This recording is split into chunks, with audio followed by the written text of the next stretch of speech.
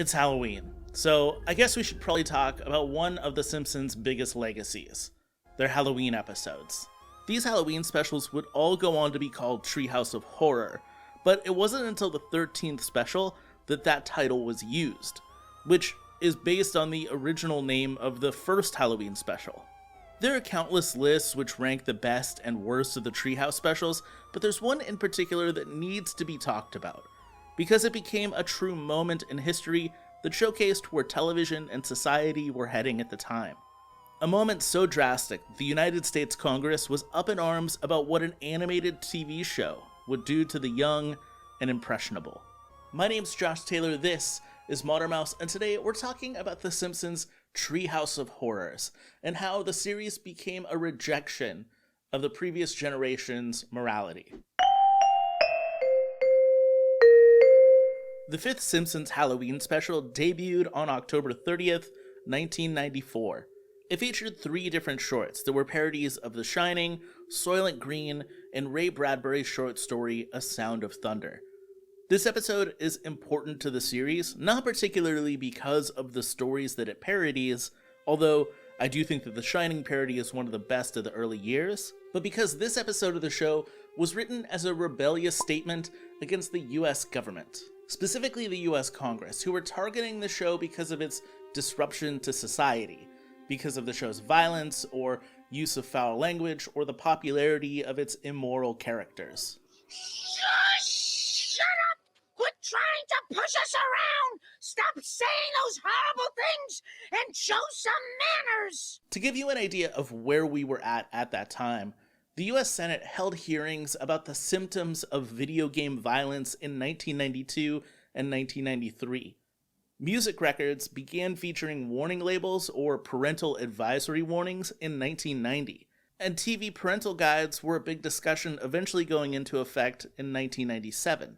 There was a push for the American family to get back to some sort of golden age that only really existed in the fictional worlds of Leave It to Beaver or The Andy Griffith Show. On the opposite side of that was a counterculture movement, Generation X, who were looking to carve their own path. They were pushing boundaries and rejecting the ideal America that came out of the conservative Reagan years of the 1980s. Grunge music, filmmakers like Quentin Tarantino and the Coen brothers, comedians like Janeane Garofalo and Jon Stewart. All of these people were creating fresh new art for a younger generation, while simultaneously questioning the pillars of society the previous generations had put into place. They were pushing back against the US government that was actively trying to censor everything and everyone in hopes of creating some kind of ideal America and saving children. Oh, won't somebody please think of the children? And The Simpsons were a major part of this rejection of the status quo, and I don't think that you can deny the influence that this show had on television, especially when it came to adult animation. When you look at shows now like Rick and Morty or Family Guy, South Park, King of the Hill, Bob's Burgers, Solar Opposites, or American Dad, they are all an extension of what The Simpsons was, and to a certain degree still is decades later. Quick side note, tangent here, but isn't it weird that there are 2 different animated shows featuring an alien or aliens trying to live normal human lives?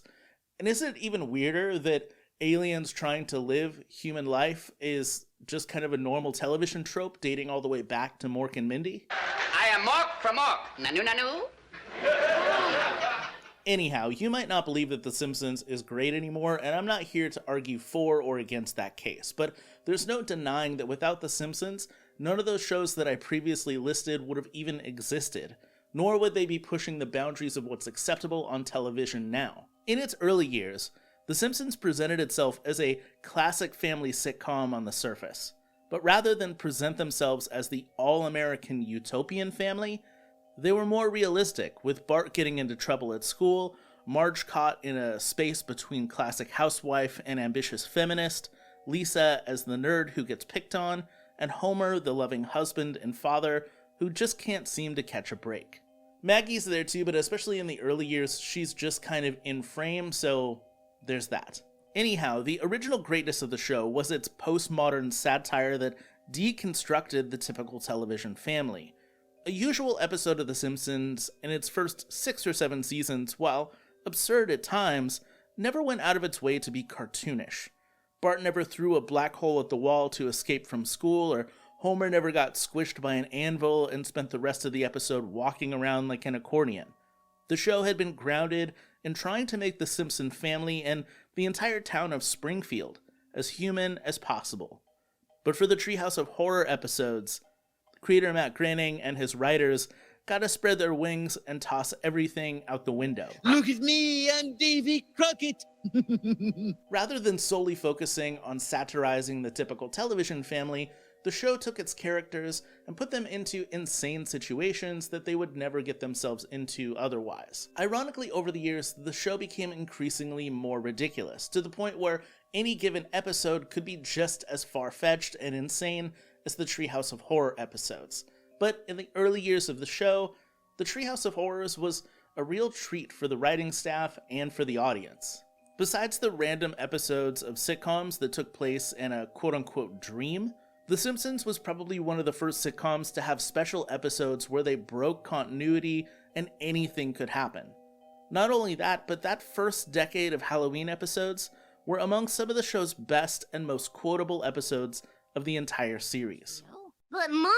No buts. You march right back to that school, look them straight in the eye and say, "Don't eat me."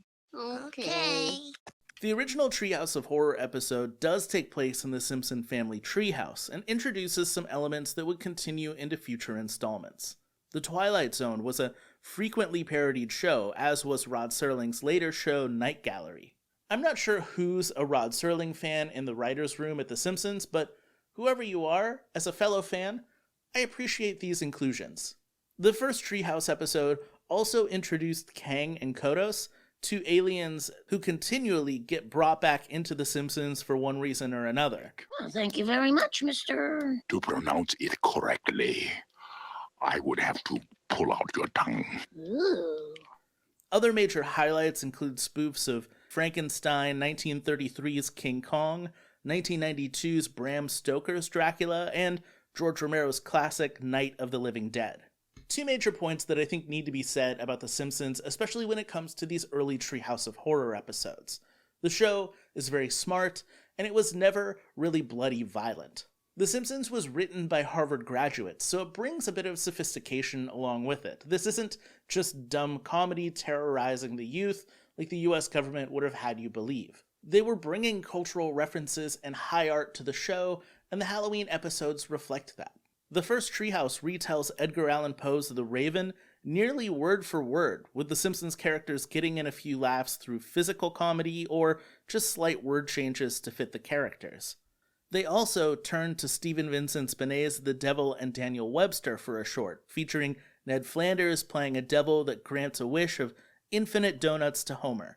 It's a short story that many may not be familiar with, but the story has major themes tied around religion and ended up becoming an award-winning short story in the 1930s. The show wasn't just lampooning pop culture, but it was bringing new and maybe even unheard of culture and sophistication to its audience. And all the way up until the 5th installment of Treehouse, the show which did from time to time take liberties in having Bart and Homer fight against each other, never really got gory or gruesome, which was becoming a larger discussion with parents and politicians at that time, which brings us back to October 30th, 1994, and the 5th Treehouse of Horror episode.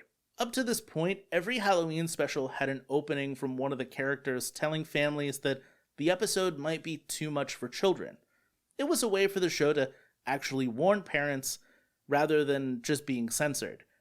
That apparently wasn't enough for conservative politicians and specifically members of Congress, so the show's writers spoofed the government by stating that they had asked to replace the show with a fake and boring-sounding Western from the 1940s. Oh my. It seems the show is so scary that Congress won't even let us show it. Instead, they've suggested the 1947 classic Glenn Ford movie, 200 Miles to Oregon. This would be the start of many moments in this episode that pushed the buttons of Congress. This went much further with its profanity and violence, more so than any episode had up to that point. The Simpsons was always under attack since it first started. The H.W. Bush administration actually used it as its enemy. Barbara Bush called the show the dumbest thing she'd ever seen, and her husband and then President of the United States, George H.W. Bush, actually campaigned in 1992 using The Simpsons as an enemy of conservative America. Well, let me tell you something. We are going to keep on trying to strengthen the American family, to make American families a lot more like the Waltons and a lot less like the Simpsons. Whether you want to call the fifth Treehouse of Horror episode a counterattack against Congress or them just putting their best foot forward, not caring about the censors, this episode is one of the best with a mix of great parodies, sophistication, and off-the-wall insanity. The Shining parody, titled The Shinning, quickly brings up satanic rituals in a joke where Homer reacts opposite of what you'd assume. And like the film, blood comes gushing out of the elevator of the hotel. Homer, playing the role of Jack in The Shining, threatens to murder his family while chasing them with an axe, not something you'd typically see or hear on primetime television. The second short of the episode is a retelling of Ray Bradbury's A Sound of Thunder. Don't worry if you don't know the story because that's not really important. What is important is that Homer travels back in time and changes the course of history thanks to a butterfly effect type of move where he kills an insect. When he returns to present day, he sees his family bow down to Ned Flanders. Flanders could easily be seen to represent the demographic that makes up the US Congress and how they wish to censor The Simpsons and the rebellious Generation X. Flanders forces everyone to be the same, acting as zombies who all dress like him. After several attempts to fix things, Homer finally gets back to normal, or so he thinks, because the short ends with the family eating their food at the dinner table like lizard people. Listen, I can't make the leap to a conspiracy theory here because in 1994, there was no lizard people political conspiracy theory. But if you believe that The Simpsons are created by some kind of time-traveling wizard who hides hints about the future within the show, then I guess this is your time to point at me and tell me that you knew all along. The last short of the episode, Nightmare Cafeteria, based on Soylent Green, is definitely the most violent and sadistic of the bunch. Budget cuts at Springfield Elementary have Principal Skinner and the lunch lady rethinking how they make meals for students, and children sent to detention are caged and then murdered by the lunch lady to be turned into food for the other children and the faculty.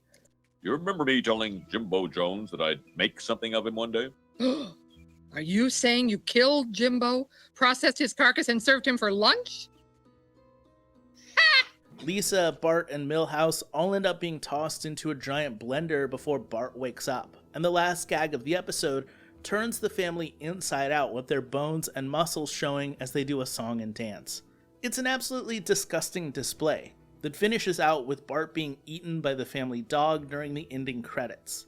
It's easy to forget that The Simpsons was seen as a controversial show, one that Congress and many others wanted to censor or outright ban from television. Many parents, including my own, wouldn't let their kids watch the show at all. I actually didn't see my first Simpsons episode until I was far into my 20s. Other shows like Beavis and Butthead or Ren and Stimpy were also under attack, but those were cable television shows. The Simpsons was on Fox, in every household that owned a television. It seemed like a priority of censorship from Congress, yet The Simpsons still stand to this day, having the longest running scripted TV show to date. Personally, creating this video was a chance for me to take a closer look at some of these specials that I had not spent that much time with. Unfortunately, I don't have any video of this, but I did recently get a chance to talk to the creators of Rick and Morty and Solar Opposites, who all told me that the Treehouse of Horror episodes inspired them to create their own Halloween episodes. And I understand why so many people find inspiration or love the Treehouse of Horror episodes. They bring something completely unique to the table. My personal favorite Halloween special has always been It's the Great Pumpkin Charlie Brown, because it brings a level of sophistication, innocence, and humor with it. The Simpsons does something similar. Maybe it's a little less innocent or sometimes a lot less innocent, but they have a charm to them. You can tell that everyone creating the show is having fun. You can tell that they care about these characters, and the stories that they're lampooning are favorites from their own lives. Since the 5th Halloween special, they've gone on to poke fun at nearly every major politician, or pop culture like Stranger Things and Spider-Man, or even social media.